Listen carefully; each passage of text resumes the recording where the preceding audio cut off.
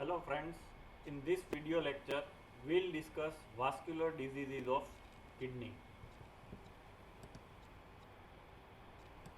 So we'll discuss diseases that involve the blood vessels of the kidney. So in kidney uh, there is main renal artery which divides into anterior and posterior branches, which becomes interlobar arteries, then it becomes arcuate arteries, then interlobular arteries, and then efferent arteriole, each of which supplies a single glomerulus. So as we can see in this diagram, there is this main renal artery which becomes interlobar artery, which becomes arcuate artery, and that becomes interlobular arteries, and finally efferent arteriole.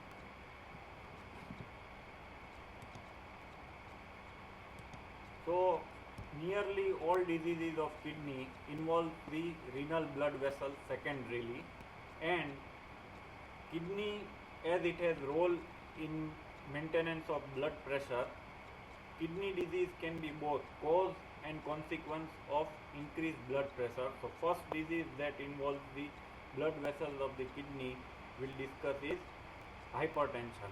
So hypertension produces two types of lesion. First, benign nephrosclerosis is the term used for renal pathology associated with sclerosis of renal arteriole and small artery. The resultant effect is focal ischemia of parenchyma supplied by vessels with thickened walls and consequent narrow lumen. So the parenchymal effects include glomerulosclerosis and chronic tubulointerstitial injury, producing a reduction in the functional renal mass. Pathogenesis involves two processes. First, medial and intimal thickening as a response to hemodynamic changes, aging, as it has been seen that with increasing age blood vessels has tendency to undergo sclerosis, plus genetic defect or some combination of all these factors. Second process, hyaline deposition in arterioles, caused partly by extravasation of plasma protein through injured endothelium and partly by increased deposition of basement membrane matrix. So sclerosed glomeruli appear like this. So morphologically, grossly the kidneys are either normal or moderately reduced in size with average weight between 110 to 130 grams. The cortical surface have fine, even granularity that resembles grain leather. The loss of mass is mainly due to cortical scarring and shrinking. So as you can see in this picture, the cortical surface shows fine granularity. On histological examination, there is narrowing of the lumen of arterioles and small arteries caused by thickening and hyalinization of the walls, otherwise known as hyaline arteriosclerosis. Sclerosis is hardening, arteriosclerosis is hardening of the artery. Corresponding to the fine surface granulations are microscopic subcapsular scars with sclerotic glomeruli alternating with better preserved parenchyma. So as you can see, is this small blood vessel is showing markedly thickened blood vessel wall, which is causing narrowing of the lumen. Another type of lesion is fibroelastic hyperplasia, in which the interlobular and arcuate arteries show a characteristic lesion that consists of medial hypertrophy, reduplication of elastic lamina, and increased myofibroblastic tissue in intima. Combination of all these effects produces narrow lumen.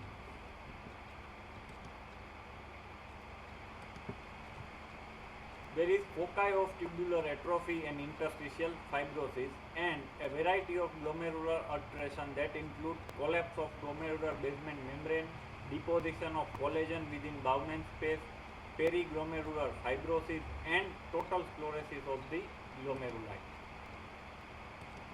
Clinically, glomerular filtration rate is normal or only slightly reduced. There can be mild proteinuria. Second type of lesion that hypertension produces is, and it is associated with malignant hypertension and accelerated nephrosclerosis. So, malignant nephrosclerosis is the form of renal disease associated with malignant or accelerated phase of hypertension. It is often superimposed on pre-existing essential hypertension or secondary forms of hypertension or an underlying chronic renal disease, particularly glomerulonephritis or reflux nephropathy, and is also a frequent cause of death from uremia in individuals with scleroderma. So it is relatively uncommon, occurs only in 1 to 5% of all people with hypertension. The initial insult seems to be some form of vascular injury to the kidney. It might result from long-standing benign hypertension, eventual injury to the arterial walls, or it may arise de novo from arthritis, a coagulopathy, or some injuries causing acute exacerbation of hypertension. In any case, the result is increased permeability of vessels to fibrinogen, other plasma proteins, endothelial injury, focal death of cells of vascular wall, and platelet deposition. This leads to appearance of fibrinoid necrosis of arterioles and small arteries, swelling of the vascular intima, and intravascular thrombosis. So, mitogenic factors from platelet, plasma, other cells causes hyperplasia of intimal smooth muscle of vessel, resulting in hyperplastic arteriosclerosis that is typical of malignant hypertension and further narrowing of the lumen.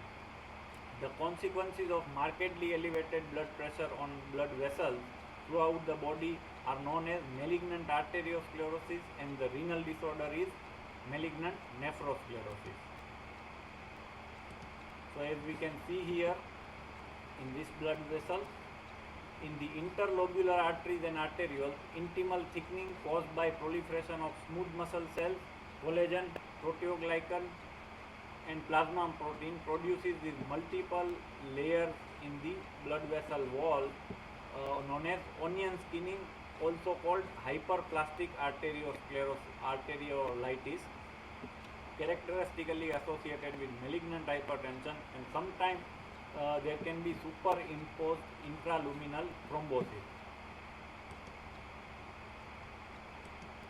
So, narrow lumen produces ischemia, and parenchymal ischemia causes vasoconstriction. So, this becomes vicious cycle. So, blood vessels with narrow lumen produces renal ischemia, which in turn causes release of renin and angiotensin II, which causes further intrarenal vasoconstriction, and on the other hand, ischemia causes elevated aldosterone level and salt and water retention, which further increases the blood pressure. So both becomes vicious cycle. So morphologically there will be on gross small pinpoint petechial hemorrhages may appear on the cortical surface from the rupture of arterioles or glomerular capillaries, giving rise to characteristic flea-bitten appearance. Two histologic alteration characterizes blood vessels in malignant hypertension. One, fibrinoid necrosis of the arterioles, which appears as eosinophilic granular change in the blood vessel wall accompanied by limited inflammatory infiltrate. So as we can see on the gross, the outer surface shows pinpoint petechial hemorrhage, classically known as flea-bitten kidney. Under the microscopy, this blood vessel show pink hyaline deposition on blood vessel wall, which is fibrinoid necrosis. And second type of lesion is multiple layer in the blood vessel wall, known as hyperplastic arteriolitis or onion skinning. So in the smaller vessels, intimal thickening caused by proliferation of smooth muscle cells, collagen, proteoglycan and plasma protein produces this hyperplastic arteriolitis. So clinically, systolic blood pressure more than 200 millimeter of mercury and diastolic more than 120 millimeter of mercury causes papilledema, retinal hemorrhage, encephalopathy, cardiovascular abnormalities and renal failure.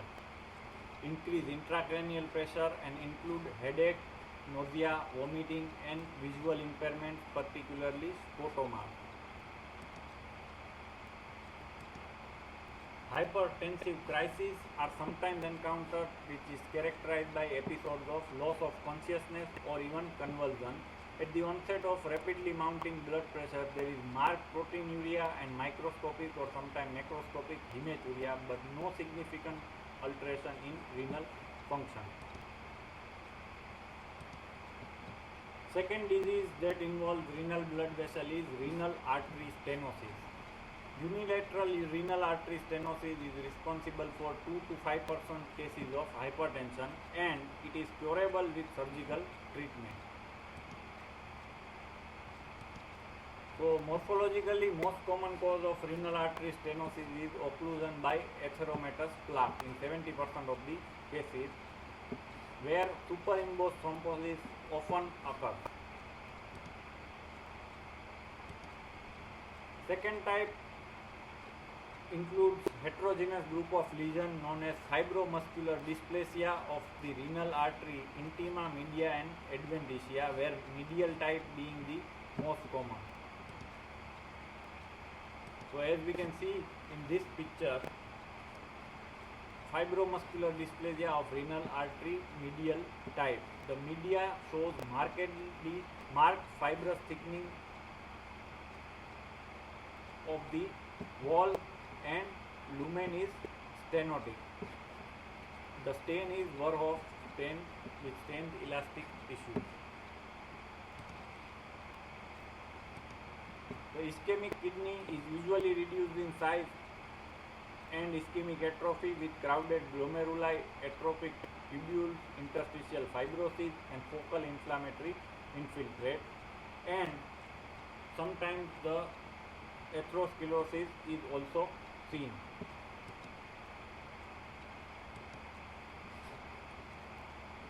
Arteriography is required to localize the stenotic lesion. The cure rate after surgery is 70 to 80%. Third type of disorder that involves renal blood vessel is thrombotic microangiopathies. It is group of disorder which is characterized clinically by microangiopathic hemolytic anemia, thrombocytopenia and renal failure, and morphologically by thrombotic lesions in capillaries and arterioles in various tissue beds including kidney. And in peripheral smear, the classical finding is cystocytes or fragmented RBCs. What happens is smaller vessels are blocked by microthrombi, and while RBC is passing through this blocked vessel, RBC gets fragmented, which can be seen on peripheral smear. And unlike disseminated intravascular coagulation, these disorders are generally associated with normal coagulation time. And this group of disorders include two diseases: hemolytic uremic syndrome or HUS in short, or thrombotic thrombocytopenic purpura or TTP in short. So hemolytic uremic syndrome are of two types: typical HUS, otherwise known as epidemic, classical or diarrhea positive, and it is caused by food contaminated by bacteria producing Shigella like toxin. Second type is atypical or otherwise known as non-epidemic or diarrhea negative, which can be caused by inherited mutation of complement regulatory protein or a variety of acquired causes of endothelial injury, including antiphospholipid antibodies, pregnancy, OCPs, vascular renal diseases and hypertension, chemotherapeutic and immunosuppressive drugs, and radiation. Thrombocytopenic thrombocytopenic purpura or TTP is often associated with inherited or acquired deficiency of ADAMTS13, a plasma metalloprotease that regulates the function of von Willebrand factor. In pathogenesis, two pathogenetic triggers dominate. First, endothelial injury, and second, platelet activation and aggregation. Endothelial injury appears to be the primary cause of hemolytic uremic syndrome, whereas platelet activation may be the primary event in thrombocytopenic purpura. So, first, endothelial injury. In typical HUS, it is caused by Shigella-like toxin, while in case of atypical HUS, excessive activation of the complement causes endothelial injury. Endothelial injury causes platelet activation and thrombosis within the microvascular bed. Second event, platelet aggregation. The deficiency of ADAMTS13 is most often caused by autoantibodies that inhibit ADAMTS13 function. Less commonly is associated with inherited deficiency of ADAMTS13. It is a plasma protease that cleaves von Willebrand factor multimers into the smaller sizes, and deficiency of which causes multimers of von Willebrand factor to accumulate, which binds to the surface glycoprotein and activates platelets spontaneously, which forms microthrombi, which obstructs vascular lumen and causes tissue ischemia. Morphological findings in various forms of HUS and TTP shows considerable overlap. In acute active disease, the kidney may show patchy or diffuse cortical necrosis and subcapsular petechiae. Microscopically, glomerular capillaries are occluded by thrombi composed of platelets and fibrin. Interlobular arteries and arterioles often show fibrinoid necrosis of the wall and occlusive thrombi. So as we can see in this picture, fibrin stain showing platelet fibrin thrombi which appears in red. In the glomerular capillaries, characteristic of thrombotic microangiopathic disorder. So chronic disease is confined to the patients with atypical HUS or TTP. Renal cortex reveals various degree of scarring by light microscopy. Glomeruli are mildly hypercellular and have marked thickening of capillary walls associated with splitting and reduplication of basement membrane, otherwise known as tram tract appearance. The walls of arteries and arterioles often exhibit increased layer of cells and connective tissue, producing onion skinning. Other vascular disorders include atheroembolic renal disease. Embolization of fragments of atheromatous plaque from aorta and renal artery into the intraparenchymal renal vessels occurs in elderly patients with severe atherosclerosis, especially after surgery on abdominal aorta, aortography or intra-aortic cannulization. Acute renal failure may develop in elderly patients in whom renal function is already compromised. So as we can see here in this picture, atheroemboli with typical cholesterol cleft in interlobar artery. These long slit-like spaces are cholesterol cleft.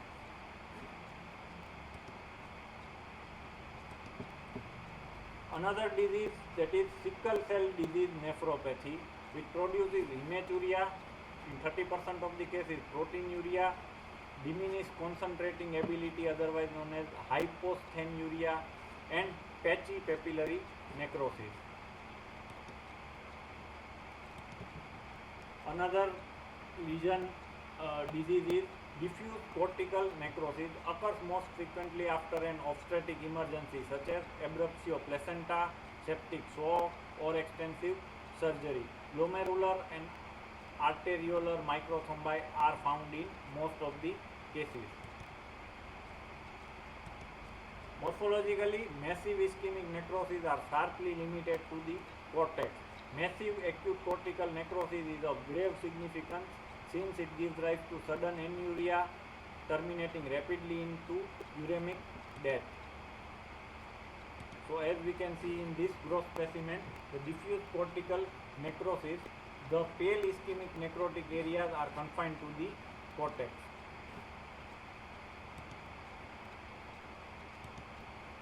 Renal infarct. Kidney is an end organ with extremely limited collateral circulation. So most infarcts are due to embolism, and major source of such emboli is neural thrombosis in left atrium and ventricle as a result of myocardial infarction. Morphologically, these infarcts are of white variety, which are sharply demarcated pale yellow-white areas. They usually ringed by zone of intense hyperemia. It is wedge-shaped with base against the cortical surface and apex pointing towards the medulla, and clinically these infarcts are generally silent. So as we can see in this gross picture, it is pale yellow-white wedge shape with base facing towards cortex and apex pointing towards medulla.